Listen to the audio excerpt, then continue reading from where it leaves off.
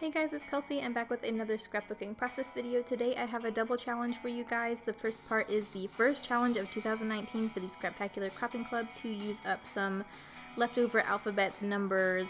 The second part is from Paper Issues to do a monochromatic layout where we could use black and white and one color family. So I thought at first I was going to do blue, just because this is one of Bennet's baby album pages, but the blue is kind of clashing with this green blanket that's in the photo, so I decided to go with green. This is a paper from Heidi Swapp's Pineapple Crush.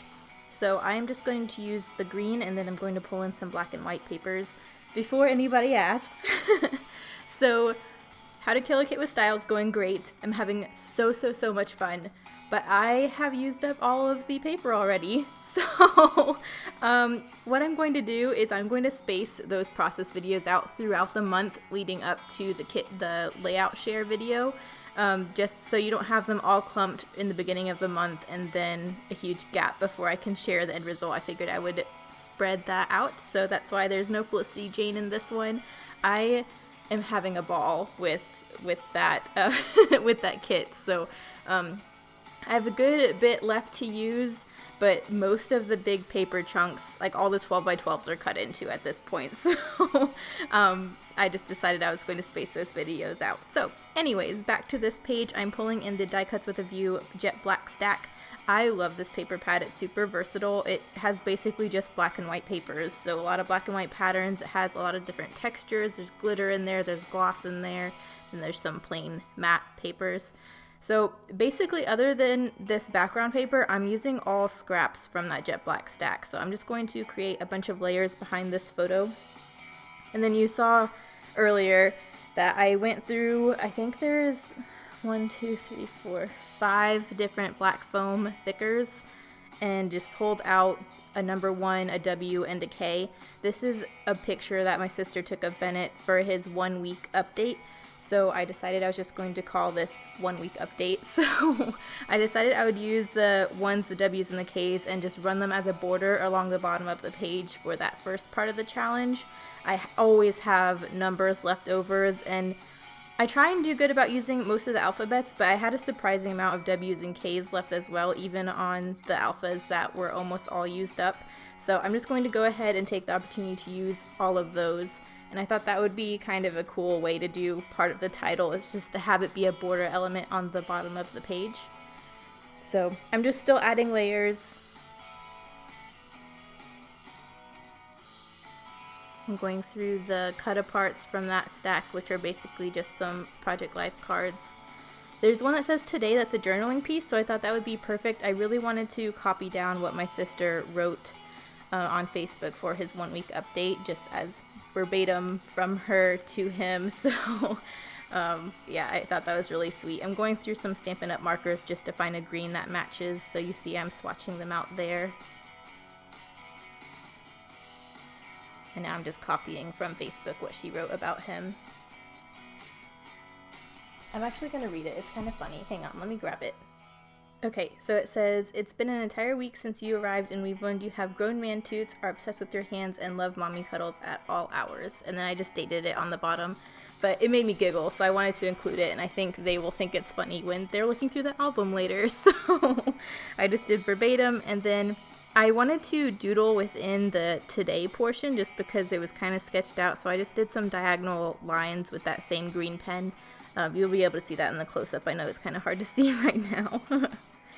But I just wanted to layer a few things up around the journaling so it just wasn't stuck out there by itself, kind of looking weird. So I just added a tag and a doily, as I do.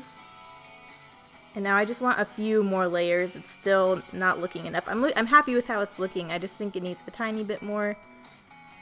So I'm just looking for a few other pieces I can layer up.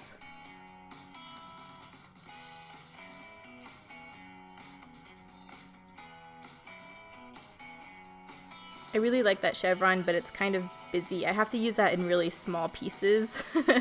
So I went with this geometric design instead.